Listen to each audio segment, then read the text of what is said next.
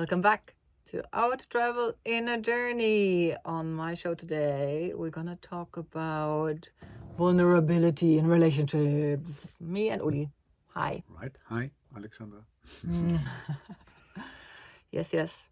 Quick intro. We met in an ayahuasca retreat 7 years ago. 7 years ago. And in that retreat, what happened to me basically was the fears that I was trying not to see myself, like blind spots. They were brought out in the session where we did an integration after taking the ayahuasca during the day, and somebody was asking penetrating questions, so to speak. I broke open into crying. And this is, as you can probably imagine, everybody has their weak spot or the way they perceive them. Like maybe you feel like you're too fat, or maybe you feel like your hair doesn't look great, or I don't know what it is. I felt pretty at the time. I didn't feel loved. I felt incapable of building a healthy relationship and also attracting somebody who would lead a healthy relationship with me. And I cried and I vomited, as you do. But most of all, I met Uli, who was asking me also pretty harsh questions about my parents and childhood. And still, he said it in a way that I felt like he's speaking the truth. And why have I not looked at that? So he helped me reveal a little bit about my blind spots. Yeah, Uli, how was that for you? As you said, we met in a situation where we didn't hide anything from each other. It was not like we met in a situation or via Tinder, via the internet, where you put some 10-year-old photographies of yourself where you look very, very good, and maybe put some tinted smile on the face. So we met in the very brute reality of everything what is inside you. How Carl Jung calls it, the shadow. Yes. Or the shadows that are inside you. And I just came out of a 15-year-old kind of manipulative and abusing relationship. So I was kind of a little bit, not only a little bit, I think I was quite traumatized by that. Yeah. And then this ayahuasca nights revealed everything. I think really everything that was inside me. It was all completely open. I couldn't resist anything. I couldn't put anything under the carpet any longer. And in this situation we met. And like, darling, you look at this one, it cannot get worse. This is the worst you can get, but it also, the beauty is revealing. Yeah. And on the same time, the tremendous energy that is inside, that was inside me, and the tremendous love that was inside me, and the fragility, and everything was there. Everything was open.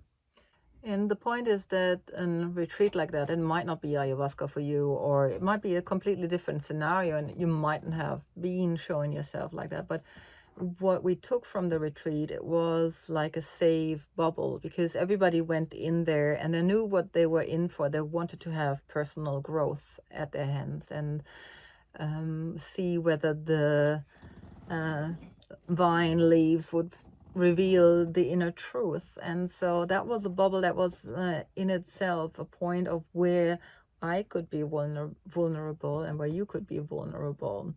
And I think this is what we're also carrying forward in our relationship. I mean, we can only talk about honesty, which we talked about last time at length, when we are knowing that our vulnerability is safe with the other person. And I think a lot of the times when we are in relationships where we feel hurt and we're still in love, it's we are vulnerable and we are being touched in those wounds and places that are tiny traumatic, micro traumatic to us, and we feel like we're the wrong people, but all there is to it is like we can't feel safe. For me, you speak of safety, and for me, long time it was like the prayer, may I be healthy, may I be happy, may I be safe. This last word, may I be safe, was something like, oh, I don't need to be safe. who wants to be safe. I want to have an adventurous life, and that is everything else but safe. Mm. But more and more I realize that I also need this safety. And as you say, you need safety, I need safety to open myself up and to be vulnerable, to be I can cry in front of you. I can cry in front of your arms. I can show myself weak sometimes when I feel very weak and when I feel frustrated, and I can show it to you without having the fear that you disgrace me or Yeah. put me away, push me away. Oh, I want Mm. a strong man. I'm in general, I think I'm a quite strong man, but sometimes I'm not. Sometimes I'm weak. Sometimes I'm vulnerable, and it's so beautiful to show it.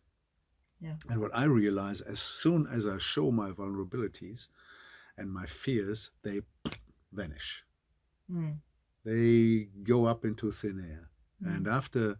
after showing my weak spots, they're immediately filled up by very strong spots. They lose the hold on you, Yeah. certainly, and that's if the reaction is appropriate. We have to say that, Yeah. like if your partner is Right. pretty sucking at that, that's not good, of course. But what we're talking about is the couple bubble, in where you know that your partner has maybe certain weaknesses and you're not playing up against it because you don't have these weaknesses and you don't recognize them as such, but where you kind of build a protocol of being with each other and saying like, okay, if you feel like that in this moment, I'm gonna help you by keeping you more close, or maybe not addressing that subject in front of other people, or whatever it is. Yeah. Yeah, what I want from you and what you want from me is, I think, Mm. support, really loving support, Yeah. and as less or as little judgment as possible. Mm. So then I can be really open, and when you are open and when I am open, I'm beautiful. When you are open, you're beautiful. I mean, you can say what you want. It's the ugliness comes in the hiding, Mm. where you don't know what the other is and you make your own pictures about the other one. And we'll finding that when you do the work, and if like if you're not used to doing work on yourself, and you just have certain standards of like, I can't show this because this is not what a woman should be showing, or this is not what a man should be showing in emotion, then we're coming back to the traceable signals that your brain might be noticing in the other person. They are not quite honest with you, and there it all starts. This is where it all goes down, for me at least, and then, but to be vulnerable and to notice the own vulnerability, not to show just strength, is where we fall in love with each other, where we fall in love with another person being. Why do we love little pets, little babies? Because they are vulnerable, and it is truly in us, in human beings, to love people because of, and not instead of. So I think that is actually what we're trying to come down to in our conversations here for you to listen in, is don't don't become a mask of yourself, because in that mask you're masking not only up your relationship, but you will find that it's sickening and weakening, and you're running from one beautiful idea of how your partner should be to the other. But only if you can be honest, what we talked about, like honesty, truth, reflective, and not all the time. If you do that all the time, you also bust up your relationship. It becomes such an energy sucker that you oh god, like I've also been in those relationships where you constantly had to talk about things. That's why it's nice to have frames. Shoot yourself. Yeah, that's why it's nice to have frames and intervals in which you do these exchanges. There is a framework to it where you can Yeah. let go. Yeah. Where it's necessary to talk, then it's necessary. No? You can, as you Mm. say, you can talk things dead. You can talk and talk. I know also couples who talk and talk and talk, and what comes out, I have no idea. Yeah. But if it comes to your deepest emotions, your deepest feelings, you have to be courageous. That's a very important point. You have to be really courageous. You have to be brave. And what I experienced in my life, always when I was brave and courageous, I always got rewarded. There was not one single event in my life where I was very brave and courageous and I fell on my face because of that. Never ever happened. So I think courageousness is one of the most important thing, and you can learn that by and by, and in little steps. We had the luck of meeting in this ayahuasca seminar, in this retreat, and I was in the first night. I was completely smashed. I didn't sleep a minute. Of course, I was just feeling either I die now, also physically I die, or I will get completely mad for the rest of my life. And I was there fighting for 7, 8 hours through the whole night. And Alex, she saw me in this state also. I was completely miserable. And wow, she still loves me. That's very, very amazing. And that gives me the trust to really open up everything.